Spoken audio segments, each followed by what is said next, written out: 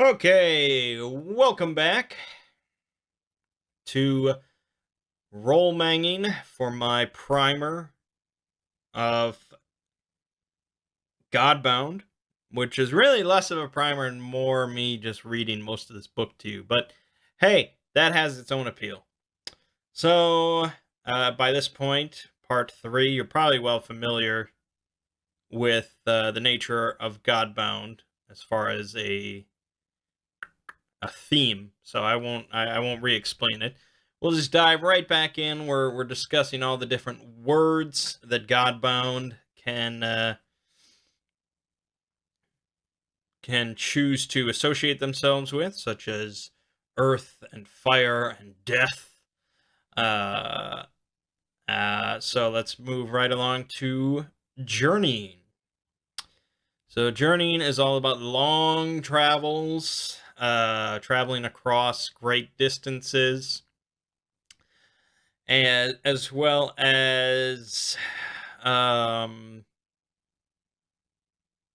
really just freedom of movement, unhindered movement in general, but not necessarily the very, very rapid small movements that alacrity is associated with. So if you have journeying, the word of journeying, you always know exactly where you are. You never lose your way to a known destination. And you may treat travel as if it was as restful and nourishing to them as sound sleep and a good meal. Which means you can travel nonstop. Forever, because it's like you're constantly sleeping and eating. It's just the perfect thing for you, is to just travel. So yeah, we got dust at your heels. You and those with you cannot be caught by pursuers as long as you keep traveling. You will always be moving faster than them, regardless of their speed, until you halt your movement. Yeah, so obviously that's a little bit specific. You have to be being pursued by something.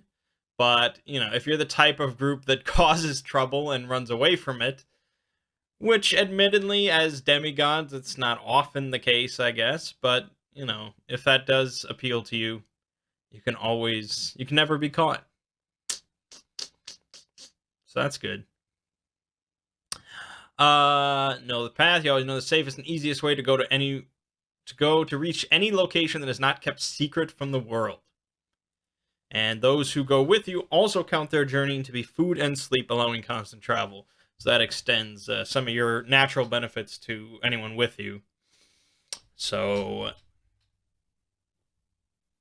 you're going to have probably characters, Godbound, that can fly very quickly, or like Alacrity, you can just sort of like snap your fingers and you can travel as far as you can see. But as far as just group travel all together, stuff like that is as good as you can get, except for the greater gifts that we'll get to. Yeah, master the key. You can instantly defeat any mundane trap, lock, tie, binding, or seal. So yeah, again, sort of breaking security and things like that, being unhindered. You can also commit effort for the scene to overcome magical barriers, traps, and bindings within sight, including ones of a mental nature. You may do this even if the binding effect would otherwise render you helpless. So this is stuff that's both binding you and affecting you, even mental stuff, as well as any sort of lock or binding on anyone else or anything else. So this really just lets you blow past any sort of conventional security or even magical security. The only thing that would really trouble you with that is other, like, Godbound that really want to keep you out of something. Then there might be some competition. Opening the way. Commit effort for the scene to create a hole in security, whether it's a guard suddenly wandering away from his post, or a rift appearing in a magical barrier. The hole will allow you and your allies a clear path into or past a place and will last as long as practical, no less than 5 minutes. This security hole is not usually large enough to allow unhindered movement within the location, only entry into it. So yeah, sort of similar thing. Even if, it's not like a lock or something, a binding that's trying to keep you out, even if it's just a completely locked down facility, you can get in without hindrance. You can just cause guards to just, even against their own judgment, just be like, oh, I gotta go take a piss, stuff like that. So, a lot like Deception. There are overlaps in there's actually quite a few overlaps between different words and things like that. But this is apparently by design. It's not a big deal for there to be some overlap between characters and what they can do. Swift progress. You and all who travel with you move at double the usual daily rate of travel and cross any terrain as if it were flat ground, even mountains or seas. That's pretty interesting. None of you are ever harmed by the natural climate or other unsalubrious natural environment. Untroubled passage. While you travel, you and those with you will never be hindered by chance-met creatures or bad weather. Worthy foes wandering in your path get a spirit saving throw to notice you. So yeah, if you really just are in a situation that involves traveling across the continent a lot, you probably want somebody with a bunch of journeying gifts, just to make things a lot faster and easier. And the Exodus Road is a greater gift. Your journeying gifts can apply to any number of willing companions in sight, including whole armies or cities. This is so specific to me. Like, how often are you going to be moving entire cities of people? I mean, I guess if your campaign is about, big armies and things like that, having an army that never stops moving except for combat, because they're always well fed and well rested and they just constantly move. I guess. That just depends on the campaign, I suppose.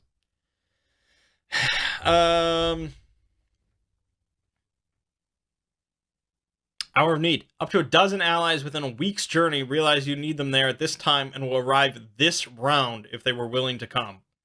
This may induce some problems of causality, but the gift's power allows their arrival regardless. So that's pretty cool. If you split up doing some things, you're all doing different things or whatever, you can just say, hey, I need you guys here this round. And they'll be there if they want to be there. You'll have that one jackass that won't come. And then this one, the Path of Racing Dawn. This lets you and those with you can fly or otherwise ignore terrain moving at a rate of 100 miles an hour while journeying. You can cross shorter distances through the air, though the flight is not precise enough to serve in combat. So yeah, that's the ultimate travel thing. You just flying 100 miles an hour through the air without a problem. Pretty good. All right, knowledge. So this is all about information and knowing, anything that the mortals can know, anything in the past, all sorts of stuff like that. But it does not exactly deal with anything in the future. And here, facts or events perpetrated by someone with the word of deception allows their enactor a spirit saving throw to conceal events from the word of knowledge. And this lets you boost your int or wisdom. That's about it. Best course, gain 1 sentence of truthful information from the GM on the best way to accomplish your current desire or goal. There's abilities like that in a lot of RPGs. D&D has stuff like that lets you ask the DM questions or get like a yes or no thing. Or there's one where it's like you can ask it about like 2 different paths, and it's like a spectral hand that pops up and points to the one that has the better outcome. Stuff like that. I never really liked stuff like that, just because, I don't know, it just seems a little bit like cheating in a way. I like to just deal with stuff as it comes and doing my own, yeah, I'll be the one to decide what's the best way to do things. But I guess I've never really utilized any of that stuff. Best laid plans. Commit effort for the day and lay out a plan. The GM announces the most relevant complication or threat to the plan's execution that you don't already know about. This insight can be drawn upon only once for any particular goal being pursued. That I actually like a little bit better, because that just tells you about the complication or threat.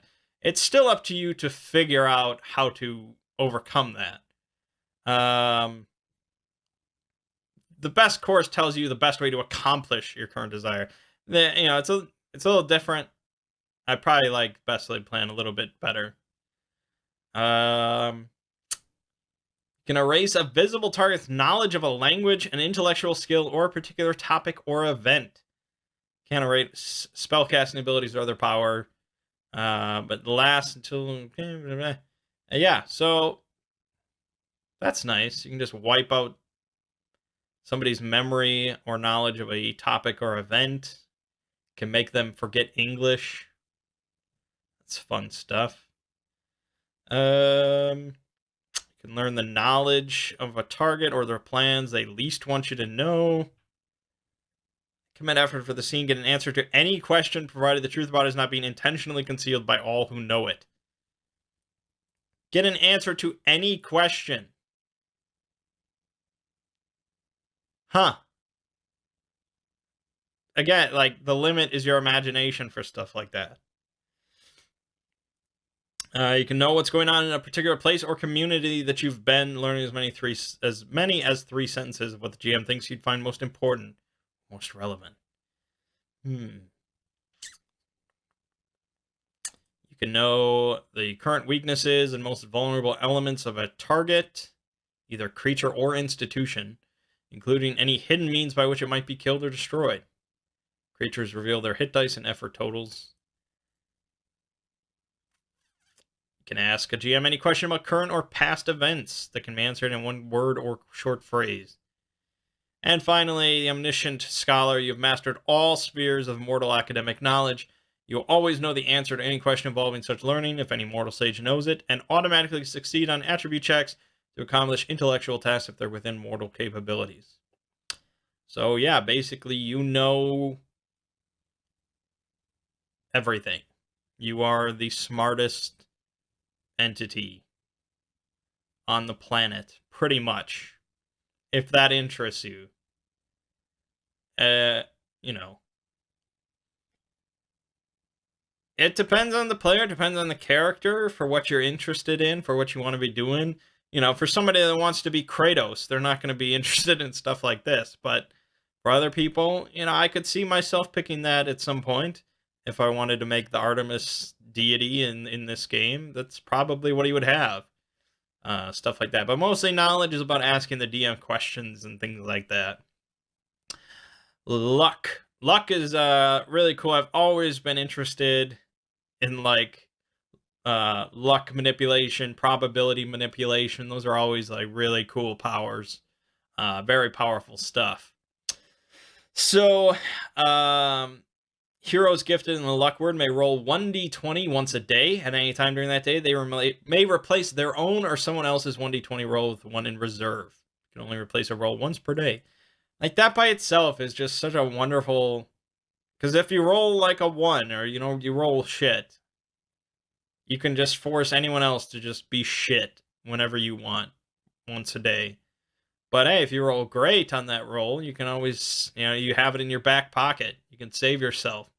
It's just a nice thing to have. Blighted luck. A single non-mob target is cursed with misfortune. They'll always lose games of chance. Bad things of very non-fatal character will always happen to them. And they always roll twice on hit rolls and saves and take the worst result.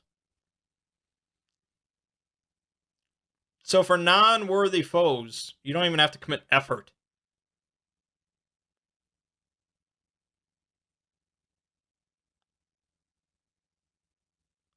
And there's no limit, I think, on the number of guys you can do this to. So yeah, you could curse a whole village to just have shit-ass luck. But if you curse two guys to always lose games of chance and they play together, how does that work? I don't know. Worthy foes, of course, get to make a save and require effort, but 9 lives automatically reroll saves or enemy hit rolls that would result in the hero's death or mortal injury. Second roll is taken even if it's worse. It's a constant effect. It's always on.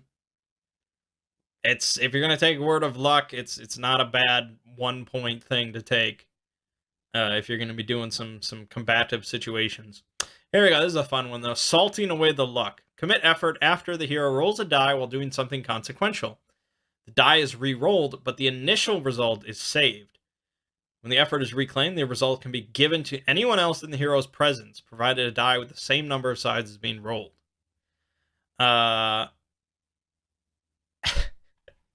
So yeah, if you critically fail, you roll a 1 or something shit like that on a d20. You get to re-roll it, which is already pretty good. Re-rolling's not bad. But you get to hold on to that shit roll until anyone else rolls that die, and you just be like, no, you're taking my shit. Take my shit. Pretty funny to do to other people in your party, but yeah, I mean, also it has pretty good combat purposes. But unwilling worthy foes get to make a spirit save, so they can just use effort to. But it's like an effort tax, really. It's not bad. Spun Fortune, another person rerolls a roll you are aware that they just made. It's another person very specifically. It is not you, so this is clear. This is entirely a support ability, if that appeals to you. Unmarred Beneficent. What? What? That's sort of the thing with this guy, Kevin Crawford. Dude uses so many words that are not normally encountered in an RPG book. It's a little concerning. Beneficence. What is this word? Anyway, I'm stupid. The hero has a natural AC of 3, luckily avoiding perils. If a misfortune lands randomly on a member of their group, they're never the victim of it. So yeah, I mean, the AC 3 is good. I think there are other gifts that can provide AC of 3 that have a better sort of side effect, as we've seen. But if you don't have another way of doing it, that's not bad. World against you. You can use luck as a weapon out to 100 feet. This basically just lets you do 1d10 damage as a magic weapon. Inflicting sudden and wildly improbable calamities on a foe with normal attack rolls. It's very funny. At the end of the day, it's just it's a 1d10 attack thing with magic weapon. But it's funny flavor stuff. Greater gifts. You can dictate an event in their presence that isn't utterly improbable, and it happens. Damage to foes limited to 1d12 for a focus calamity on a single target, or 1d6 damage die apiece for troubles that affect a group. This power affects only physical objects and events and not minds or emotions. Again, seriously, your imagination is the freaking limit for the most part for shit like this. Anything that even has the slightest possibility of physically happening, you can cause to happen. There's a lot of times that would be good. If you're not an imaginative person, you're not going to be picking stuff like this, because just it's an ability that depends on imagination, really. But for someone like me that tends to think of wild shit, that's pretty fun. I can absolutely see myself picking the luck word for stuff like that. Possible victory exactly once the hero automatically wins a conflict or obtains their end in a situation by blind luck. It may not be a total victory, but it gains their main goal. They then lose the gift or refund its cost and can never purchase it again. And miracles cannot replicate this gift. As I mentioned, miracles, where you spend effort for a whole day can replicate almost any of these gifts that I'm reading off. Not between separate words. Like, if I'm a god of fire, health, and journeying, I cannot replicate a gift of beasts or a gift of the sea, or you have to pick stuff based on your words, but you don't have to pick every word or every gift within a word, because you can use miracles to replicate a lot of them. So at the table, you really should have sheets printed off with all of your words gifts, so you can know what you have and what you're capable of doing. But you can't replicate this one, which is a pretty funny one. It's just like, when do you pick this one time where you can win a conflict by blind luck? And unfailing fortune, you may always reroll a natural one on any die you roll. Which is pretty good, because combined with some stuff that does... overall, yeah, it's not bad. Being able to always roll natural one, because a 1 on a d20 is an automatic miss in this game. So being able to never automatically miss is not bad. But I'd probably pick salting away the luck just for the fun of it. I mean, you have to commit effort to hold it, but still, it's more entertaining, and it's only 1 point for a lesser gift. But you do get to dictate the outcome of any element of chance in gambling or gaming. So, if you're playing like a more...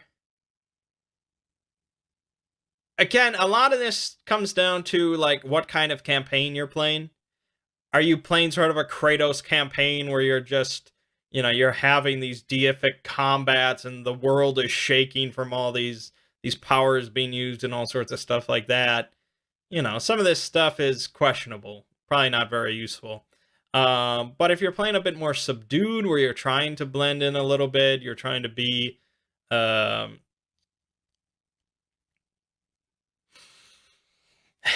you're trying to influence the world in a different way. You're interacting with people with mortals and stuff like that.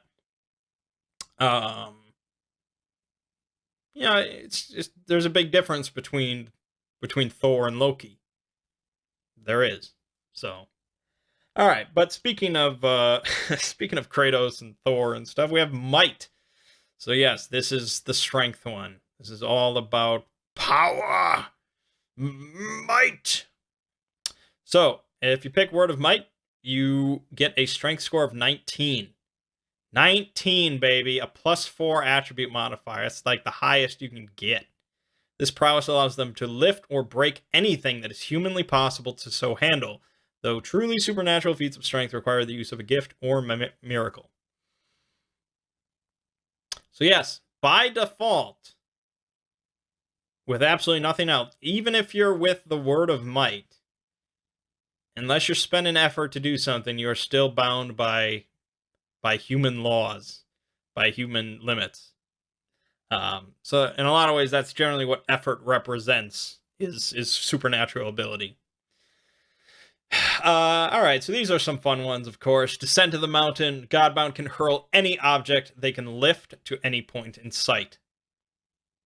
If used as an attack, they must make a normal hit roll modified by strength. Blah, blah, blah.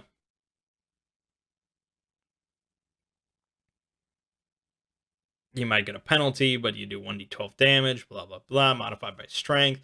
But yeah, you can hurl any object you can lift. So like I said, by default, that's limited by human limits. But, if you're spending effort, you got these other gifts, stuff like that, where you're lifting buildings or ships or stuff like that. You can throw just about anything, which is great, to any point in sight. So yeah, if you're standing on a mountain and you're holding a building, yes, you can throw it across the continent, or not that far. can't see across the continent, but you can throw it pretty fucking far, right? That's fun.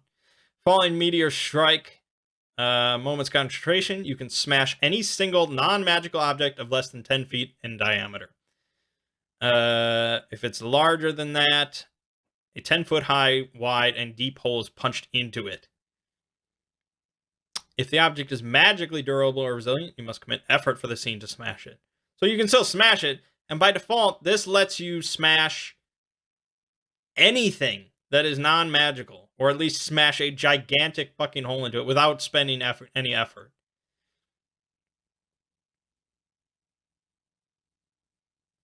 That's pretty good.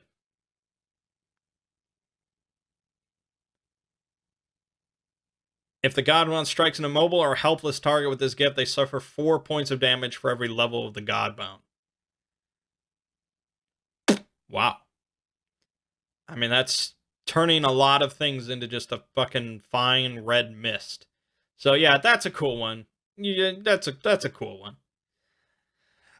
Fists of Black Iron is a constant effect. Your unarmed and weapon attacks are fueled by your tremendous strength. One-handed weapons do 1d10 damage in their hands, and two-handed weapons, or unarmed attacks, deal 1d12. These attacks count as magical weapons. So yeah, if you want the fists of the Hulk, or the fists of Kratos, something like that, where you're smashing apart things with just your bare hands, or even just as just a combat boost. For 1 point, Fist of Black Iron as a constant effect is, for those players, it's not incredibly imaginative. It's very just statistical. Just, hey, I'm better at combat stuff. But for those people that are into stuff like that, yeah, it's really a no-brainer.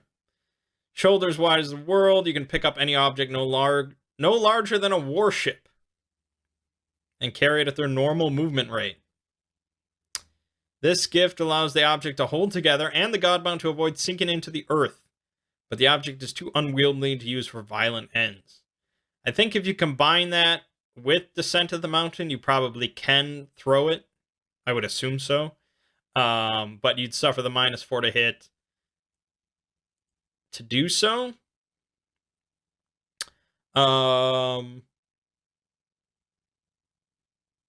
But still, I mean, if you want to throw a warship, if I'm the DM and you say you've got this, you want to throw a fucking warship, you can throw a warship.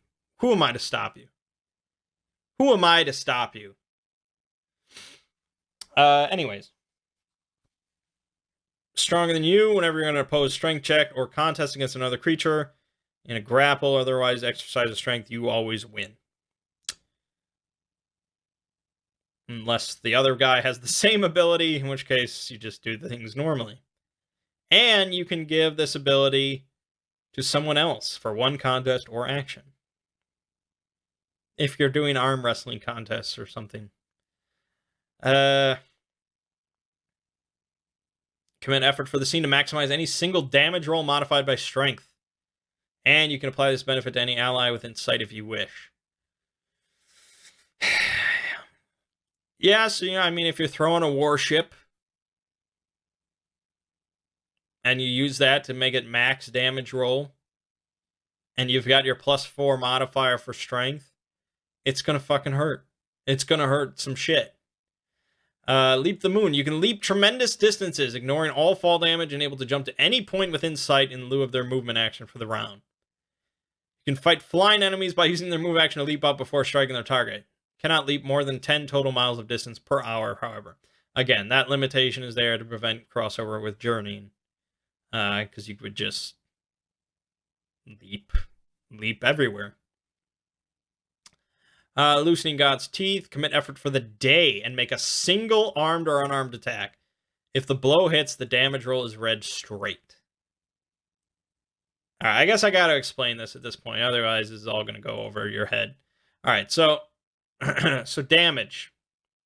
Unless it says that the damage is rolled straight, such as that ability right there, normally you are using this little table right over here. So, say you're rolling a d12 for your damage against one target.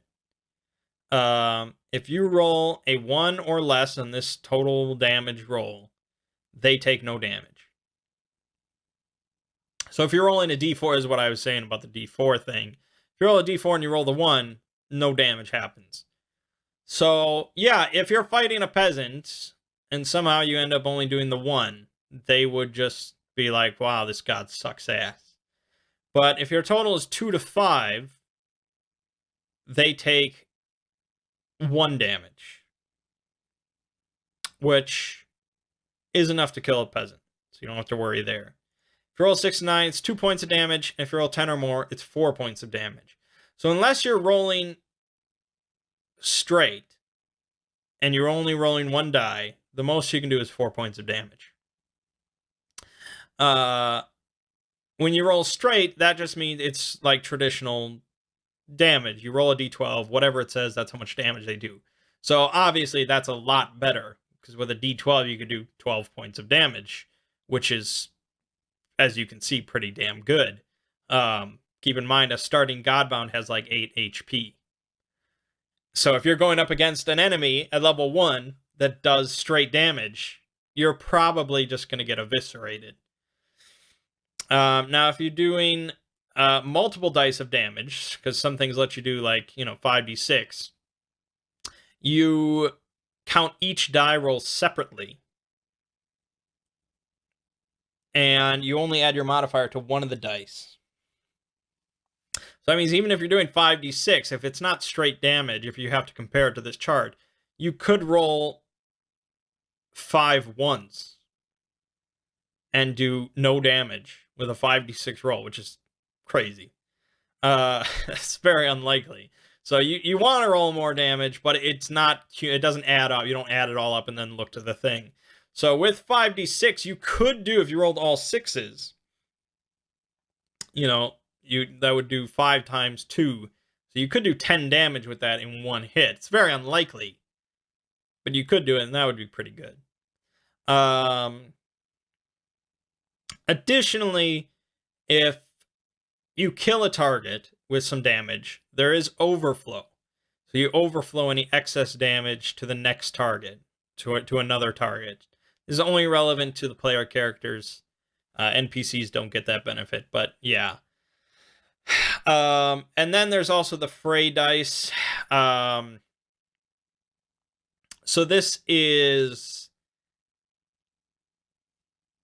every turn or every round you get to spend your Fray die, which is only effective against lesser foes.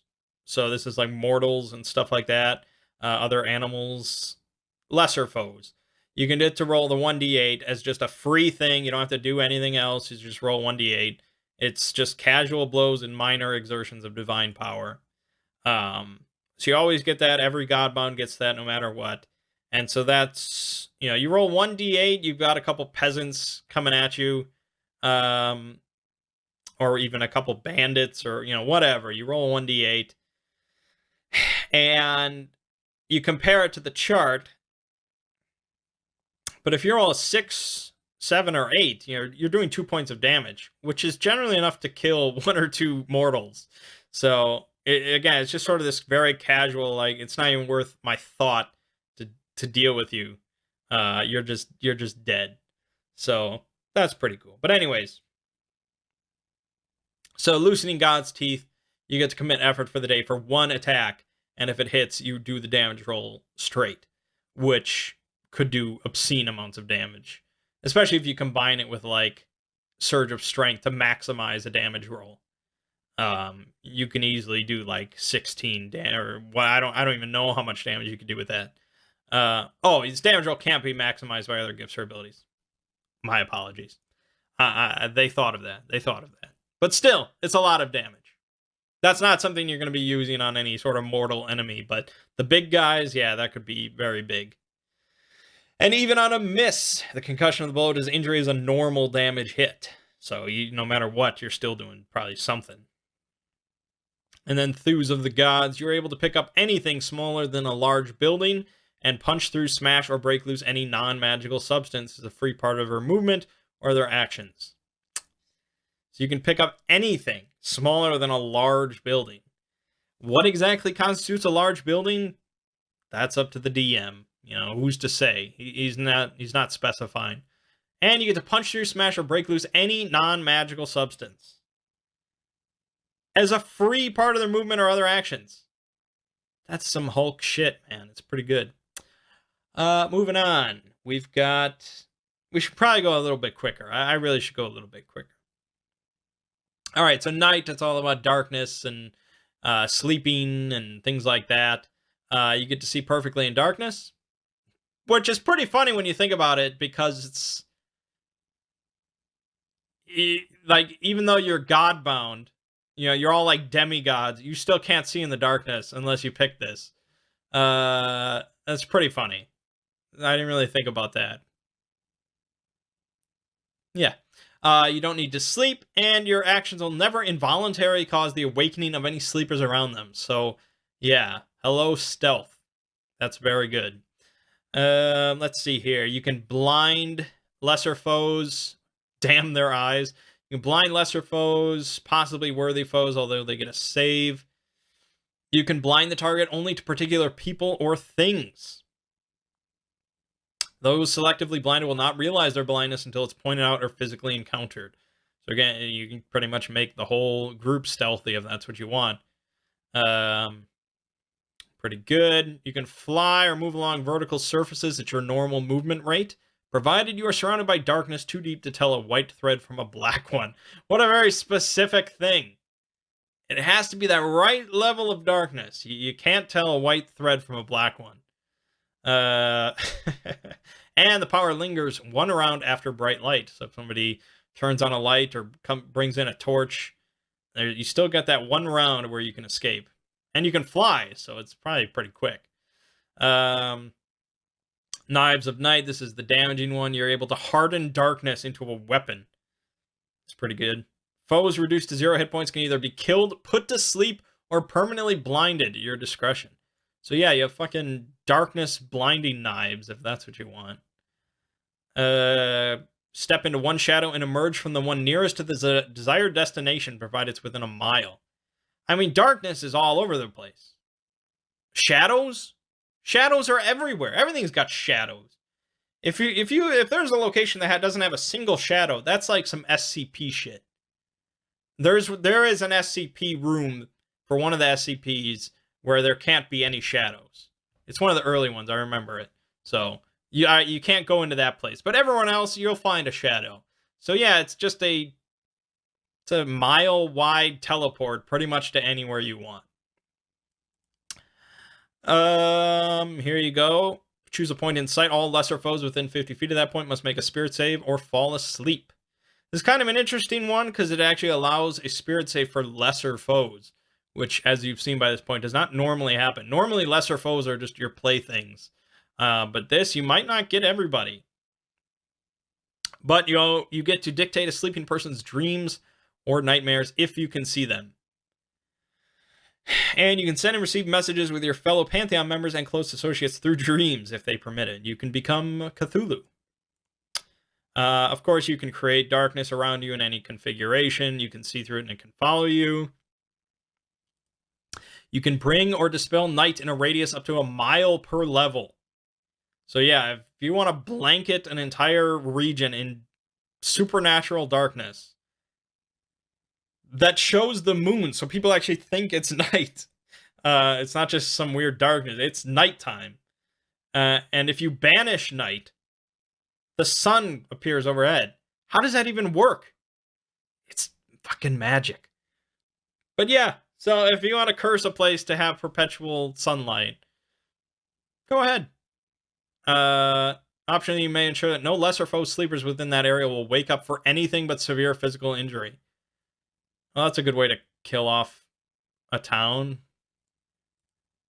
I mean, if they never wake up for anything, they just die. You can become an almost insubstantial shadow, unable to affect the real world or pass through solid objects, but with an invincible defense against non-magical weapon attacks, but not spells. So yeah, if you want to be immune to an army, there you go. And you can communicate with anyone you have seen before via shared dreams they recall perfectly. And you can spy on their dreams. Cool stuff. Passion. So this is all about emotions, influencing emotions, changing emotions, stuff like that. It's not like mind control, like word of command. But, well, you'll see.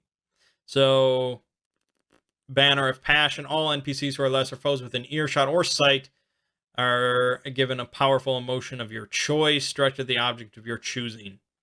So that could be used positively, negatively, whatever you want. They will act to the limits of their character and last at least a day after the effort is reclaimed. So you could just do it immediately, reclaim the effort, and then it still lasts a day if that's what you're interested in. Fashioning a friend. Beguile a visible creature, inspiring it to feelings of friendship and cooperativeness towards you. It will not question these feelings, however irrational, and they will persist until you obviously betray it or do it blatant harm. Lesser foes have no resistance against its power. See, that's when lesser foes are your playthings, man. You may study a target for one action to identify the half dozen people most emotionally significant to them, learning their appearance, name the target knows them as, and a few words of description of the bond between them. I don't know how often that comes into play, but whatever. Who knows? Who knows? You have an invincible defense against fear and all unwanted emotion-affecting effects. Alright. Snuff the heart's candle. Instantly quell an emotion in a visible target. You can extinguish a particular emotion entirely, such as fear, loyalty, or love, or you can selectively snuff it towards particular people or activities. You can scare everybody. Everyone makes an instant morale check.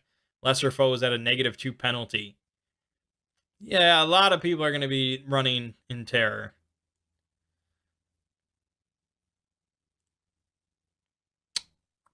Commit effort for the scene to completely control a subject's emotions, dictating all they feel and their emotional attitudes towards any persons or subjects of your choice. Wow. So yeah, if you want to be like Grima Wormtongue or something like that, you can do that. Lesser foes are utterly helpless against this shaping and can be driven to wholly uncharacteristic extremes by it.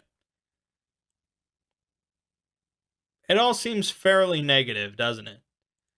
Plant a seed of a particular emotional attitude toward a chosen person or topic in a visible target. If that target is affected, they become infectious, spreading that same attitude toward their friends and associates over the course of a single contact. It's usually enough to completely overwhelm a village, court, or neighborhood. Your imagination, man, whatever you want, just like this one. Commit effort for the day and choose a phrase, passage of music, image, or person in your presence. At a time or context of your choosing, the sight or experience of that subject unleashes the effects of a banner of passion on all present. So that's the basic one that just, you get to put a powerful emotion directed at an object of your choosing. I don't know exactly. I don't know. I mean, they hear, like,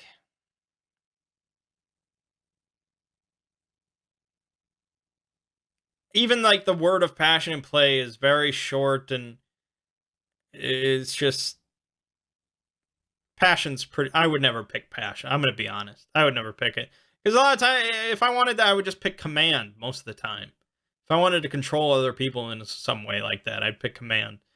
Anyways, sea, it's all about water in all forms, most often that of rivers and the oceans.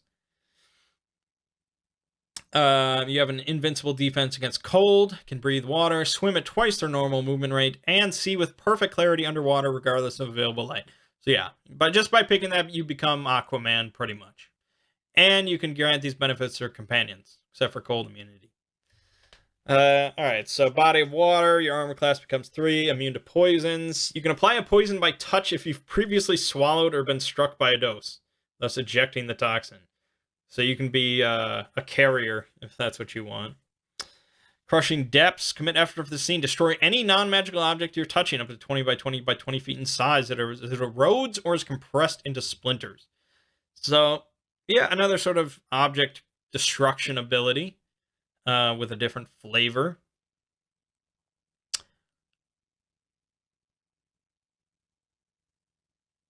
Living creatures require a normal weapon or unarmed attack to hit and are not automatically destroyed, though the damage die is treated as if rolled the maximum possible. Huh. That's interesting. I mean, that's gotta hurt. It's gotta hurt. Spout a torrent of water at dangerous levels of pressure, of course. So that's your basic ranged magic attack. It will destroy 1 foot of earthen or wooden barriers in 1 round.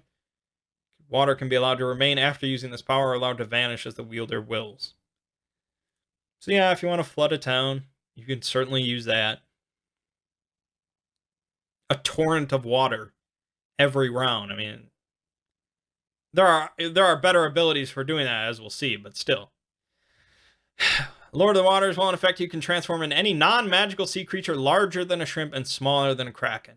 Smaller than a kraken, so you cannot become a kraken with this. Alright, it's very clear. But you could still become... I mean, I don't know exactly how big... Is a blue whale smaller than a kraken? If a player wanted to become a blue whale, I'd say sure. Because what are you going to do with that? What are you going to do with that? You can speak to and command all natural sea life, since every living creature under or on the water within a mile, and summon such life to your presence as needed. Yeah, Aquaman. You can summon fish. Ships or fleets in your company are impervious to storms and reefs. It's just a nice little benefit that he throws in there. Secrets of the Deep, you sense the exact position of all flowing liquids within 200 feet, including the blood in living veins. So you know, as long as somebody has blood, you can know exactly where they are within 200 feet. By touching a body of water and seeking a particular thing or type of object, you become aware of every place where such a thing is sunken, floating, or wave-lapped within 10 miles. I don't know how often this comes into play, but Jesus. Enter a body of water large enough to submerge you and emerge from any like body of water within a mile, exiting the nearest suitable pool to your desired location. If the bodies of water are connected by waters wide enough to admit a creature of your size, the range increases to 100 miles. Wow.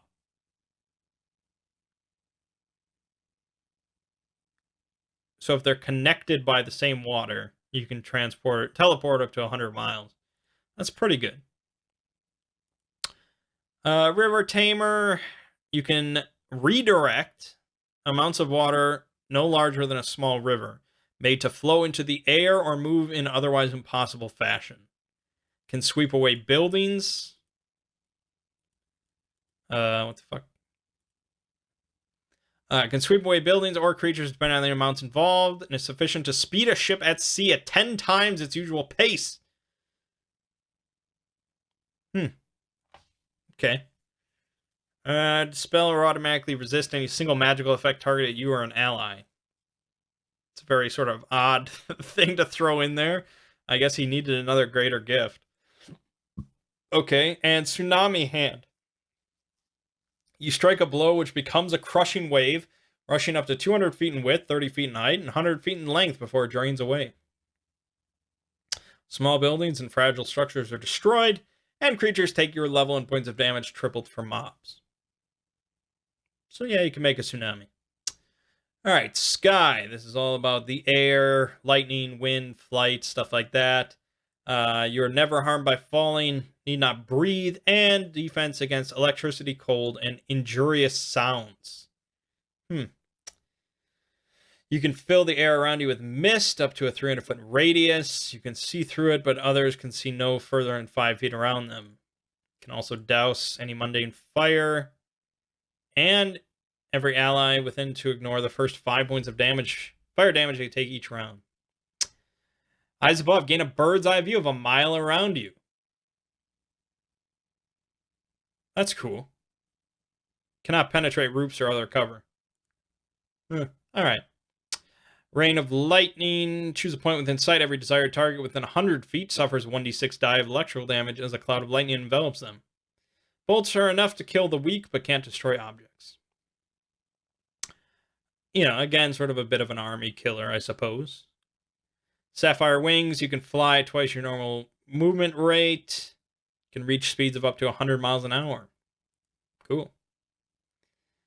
You can wield electricity. That's your basic ranged melee one. You can control the weather within a mile, from still air to rainstorms strong enough to knock down fragile structures and make mundane archery impossible. Weather changes occur instantly on use of this gift. Boreal Spike, bring down the icy chill of the heavens on a point within sight. Every chosen target within 200 feet is frozen for a number of points of damage equal to your level.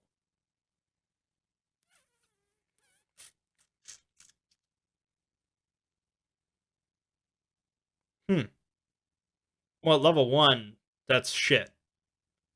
Because that does nothing. But at level 2, it does 1 point of damage. Against mobs, the spike does 1d10 damage straight for every 2 character levels of the hero rounded up. Okay, that's better. That's better. Okay. Liquids in range are frozen solid up to 200 feet deep, and all normal fires are extinguished. Fury of the Heavens. Under an open sky, you can hit 1 target or mob within sight with a bolt that does your level in damage. The hardiness save can destroy structures less sturdy than a stone building. May focus on a specific point within 10 miles to hear everything happening there unless it's sealed from outside air, which is usually not the case. Most of the time. You can speak to that point and be heard there alone. If you spend an action shouting, foes within 100 feet of you suffer your Fray Dice if applicable. So yeah, you can sort of Fushroda people with that. You can rip them apart with your voice. Alright, Sorcery. It's a little bit different. You can negate any low magic spell being cast in their presence. Destroy any low magic construct or summon entity. The lesser gifts you've been initiated into the gate. A lot of this has to deal with magic, obviously, which we haven't gotten to yet. Most of the lesser magic is sort of just like, it just seems kind of like, oh, I want to play around with more stuff. You can do the lesser magic. None of the lesser magic stuff comes close to like Godbound gifts. And then there's Theurgy, which is like the higher magic, like the deific magic, which still doesn't quite come close to Godbound gifts, but it does provide a lot more like flexibility because there's all sorts of different spells you can cast. So if you're interested in magic, you're probably picking the sorcery word, but you don't have to pick sorcery to learn magic. I'm not going to go over it just because we haven't really talked about magic yet. And we're running out of time. There's only a few more left. Sun. So obviously this has to do with the sun and light and revealing truths and blah, blah, blah. You can shed daylight at will up to 200 feet. You cannot be blinded or vision impaired by darkness or mist. And you're invincible against fire damage. Their vision can pierce blindfolds or survive even the physical removal of their eyes. So yes, you can have no eyes and still see as long as you pick sun, which is pretty cool. I like that. Body of Burning Light. Of course, this makes your AC 3 against creatures with sight, so there's a bit of a limitation there. Usually not, though. And your weapons or unarmed attacks count as a magical weapon with a range of 200 feet, and so that's your basic range damage. The real difference with this one is it's a commit effect. So you have to commit effort on your turn in order to get these benefits. So you don't normally have an AC of 3, which is what a lot of the other abilities had. You have to commit for this one, so it's a little bit worse. Hasten to the light. You can instantly appear in any place lit by natural sunlight or your own radiance, provided it's within 1 mile. So not quite as likely as the shadow one, but yeah, a lot of places are lit by natural sunlight in some way, even just a crack. So you can appear, teleport in a lot of different places. You and your allies within your general area gain a morale of 12 and are invincible against magical emotional influence. Allied NPCs get +1 hit die, +1 to hit, blah, blah, blah. You can banish magical darkness, dispel mortal illusion, reveal magical items. You can defensively dispel a hostile magical effect on yourself. Anywhere that is currently lit directly by the sun, you can see and hear everything in that place as if present, and your voice can be heard there. Here, your vision penetrates any non-magical barrier, allowing you to see anything and everything out to the horizon. Focusing on something not in the immediate area requires a round. Penetrates illusion and can see the true shape of shapeshifters. So, yeah, you have Superman X-ray vision everywhere, out to the horizon. You can see fucking everything. It's crazy. It's crazy. You can permanently banish all undesired low magic out of to sight range. Yeah, low magic is fucking low. Like that's the point. Generally, Godbound don't really concern themselves with low magic, I think. And you can suppress all offensive gifts or magical powers of a single target. Sunstrike. If the sun is in the sky, its radiance strikes a desired visible foe for 1d10 fire damage per level of the Godbound. Penetrate any roof or ceiling not proof against divine gifts. If it's not in the sky, it only does 1d6 per level. Creatures not of this world, such as summon entities, angels, or uncreated, always take 1d10 damage per level and roll twice to take the worst result. Or harshest result. Alright, sword. So, this is another one that Kratos would pick, I think. It's all about weapons, whether... it's all about combat, pretty much. So, Contempt of Distance. Your movement action can take you to any point in movement range, provided there's a target to hit at the end of the move. A hero could thus dash straight to a rooftop or balcony without navigating the physical route there. So it's basically a short-range teleport as long as there's somebody to hit at the end of it. You can do this over multiple rounds, but you have to hit something at the end of it eventually. And you can even do it into the air, which is pretty cool. 9 iron walls. You have invincible defense against all physical attacks until the start of your next round. Blah, blah, blah. It's pretty good. Steel without end. All your melee weapon attacks are treated as magic weapons, doing 1d10 plus 1 damage die, including unarmed attacks. It's pretty good. You always hit lesser foes with your melee attacks. No attack roll is necessary.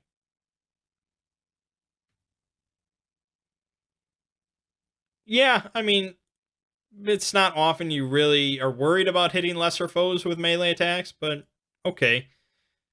Through a red forest. When fighting multiple lesser foes or a mob of them, you may choose to take damage as if from a successful hit from one of them. You then gain an invincible defense against weapon or unarmed attacks from the rest of them until the start of your next turn. Okay, I guess.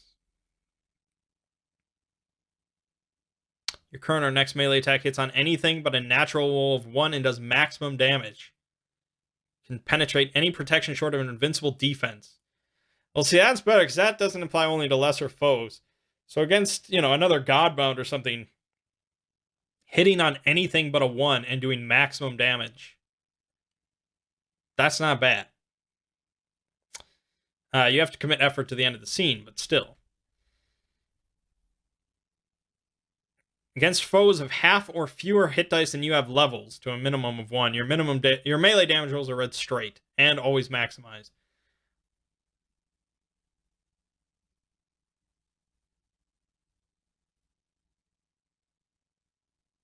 Okay, that's not bad. As long as you don't make an attack roll or cast a hostile effect that round, you have an invincible defense against all weapon or unarmed attacks. But you can still get to use your Fray die.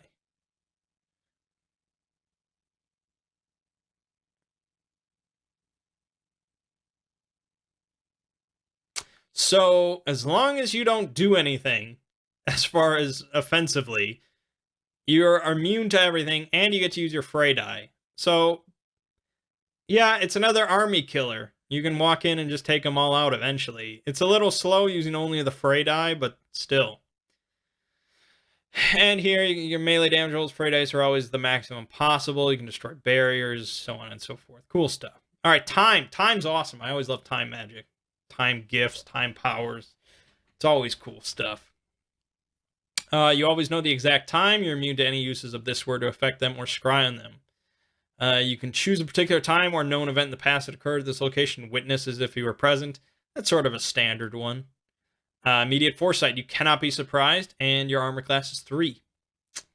Pretty basic. Look forward, ask a question about a situation's future outcome or the future actions of a person you've seen before. GM tells you the most probable outcome or actions that seem likely. Prophetic Insight. Make a prophecy about a particular event involving a person present. It will come to pass if it is not completely improbable. If it directly involves an unwilling worthy foe, they can make a spirit save to disrupt the effect. Events that immediately involve more than 100 people cannot be so ordained, nor can a person's inevitable death or great ruin be foretold unless they count as a lesser foe. Even then, they are allowed a spirit saving throw. So yeah, it's somewhat limiting. You have to be a little bit imaginative to see where that really might come into play. But, you know, there's only so much I can really comment on without actually playing the game and seeing what situations arise and things like that. Commit effort for the scene. Replay your action for that round as if your actions had never occurred. Only once per round. Can't use it if you're dead or incapacitated. But hey, it's a reset button. Withering Hour. This is the basic ranged attack. 1d10 damage. You basically make people grow old. Hand on the Balance. Choose a single visible creature or object to find a particular outcome or event involving that target, however broad or narrow it may be. If that outcome or event is ever about to occur, you become instantly aware of it and can take one action as if you were standing next to the target. You can attack the target, manipulate an object, use the gift, invoke a miracle, or do anything else you can do in one action.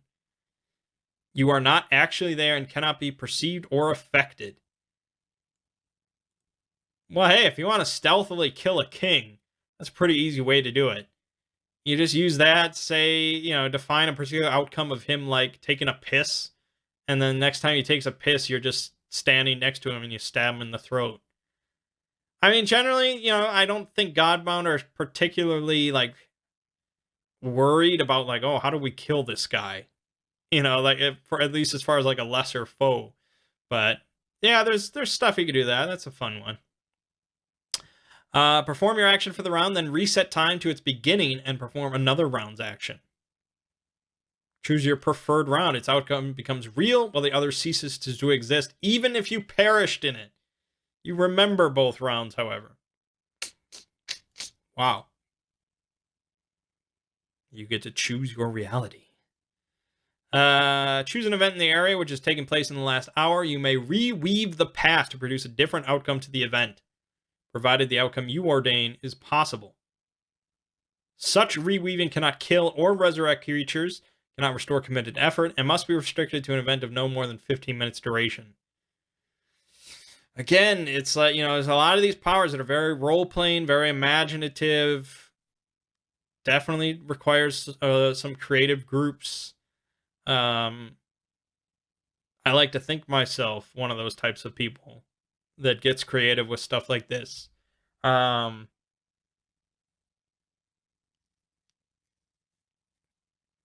like that concept of a DM, you know, just throwing these utterly just impossible and ridiculous situations at the players. And yeah, you have these godly abilities, but, you know, it still requires a lot of thought on how to solve this in ways that regular, you know, fantasy characters would never possibly be able to. But with you, it just might be possible. All right, last one here. We're just wrapping up with wealth. So this is money, prosperity, all sorts of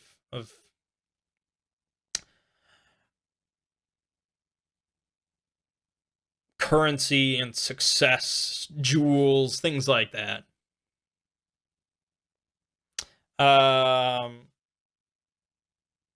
So heroes with the wealth word are never short of money, can always afford anything that costs 1 wealth or less. So wealth in the game, basically anything that is like normal, anything that you might find in like a general store or something like that, you know, in a game, swords and goods and tents and, you know, all adventuring gear, all that stuff. Like, you never worry about that. Like, if you find, like, you can afford it. Any character can afford that. It just does, you don't even keep track of it. But the higher step up, you know, if you want to buy a ship, or if you want to bribe like a king, or, you know, you want to actually throw around a bit bigger money, it's up to the DM discretion, of course. But that's where wealth comes in. And so there are very, like, you know, it's not like gold. You know, it's not like I have 37 gold pieces. You know, if you have a ship, might be like 3 wealth or so, I don't know, something like that. So if you have the wealth word, you can always afford anything that costs 1 wealth or less. You always have sufficient food, drink, and clothing for you and your companions. Craft to make, you can create or duplicate any mundane inanimate object you've seen before in 1 round, provided it's no larger than a wagon. Object is permanent if it's created mostly out of serviceable pre-existing materials. If you make its major parts from nothing, lasts only as long as the effort is committed. But hey, you can make anything non-magical, inanimate you've seen before. Anything. That's fun. Ever sufficient provenance. You can produce any mundane objects or domesticated animals you need as long as the effort remains committed. Enough to outfit or horse 100 people per level. But it vanishes once the effort is reclaimed. So yeah, if you want to outfit a whole mob of people with weapons and stuff, you can just snap your fingers. Objects must be no larger than a horse, so you can make horses. They're unfit for war, though they can be butchered or put to other normal uses. And if you let people eat and then you reclaim the effort, they still are nourished, so you can feed a whole big group with no problem. Flawless reproduction is a good one. Commit effort and touch a non-magical object or domestic animal no larger than a large wagon. Every minute, a perfect duplicate of the thing appears somewhere near the original until the effort is reclaimed. This duplicate persists even after it's reclaimed. So yes, if you want to just sit there all day with your finger on a gold bar and just duplicate it over and over, yeah, like money and stuff like that is generally not a big deal. If the players want to buy something, they're going to pretty easily find a way to buy it one way or another. Unless they just take it, but, you know. Spend the wealth necessary to purchase a generally available object or service with a minimum of 1 point and have it appear instantly. Services are performed by unseen hands to a good quality of work. Only real wealth can power this gift, not wealth created by magic or gifts. It's kind of like you just throw the money into the air and whatever you wanted just appears instantly. I guess that's interesting. Sustain the multitude. Bless a faction with a power score no larger than 2, affecting a city at most. They gain the feature, we always have enough to survive. We haven't talked about factions or anything like that, but basically you can bless a city to always have enough to survive with food, clothing, and other needs. Wither the purse. Target a victim in sight. Their finances suffer immediate and drastic loss, whether from thieves, arson, misfortune, or bad trade. Immediate. So as soon as you do it, they're just immediately like a fire starts in their warehouse, or they immediately get robbed or something. It's awesome. It's a bit of sort of the luck effect, but specifically related to money. They lose 1 wealth point worth of possessions per level of the Godbound.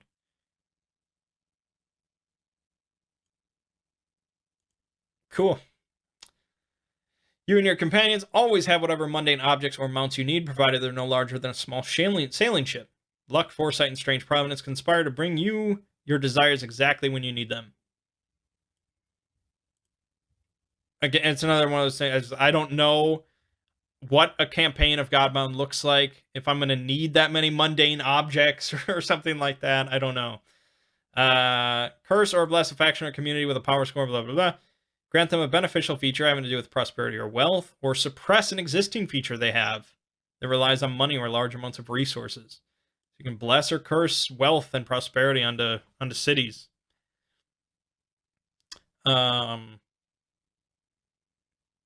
And Thieves' Bane, lesser foes are utterly unable to successfully rob you or your companions by stealth or fraudulent bargaining. I mean, I don't know. I just picture it in a game with demigods. If some lesser foe robs me, honestly, if some lesser foe successfully robs a group of demigods, like, I would clap. I'd be like, fucking bravo. Like, that's the stuff of legends. I don't know. But if you're against that whole thing, you can make yourself unable to be robbed. A worthy foe attempts to steal from you. You could catch an immediate vision of the attempt and can take a single action against a thief.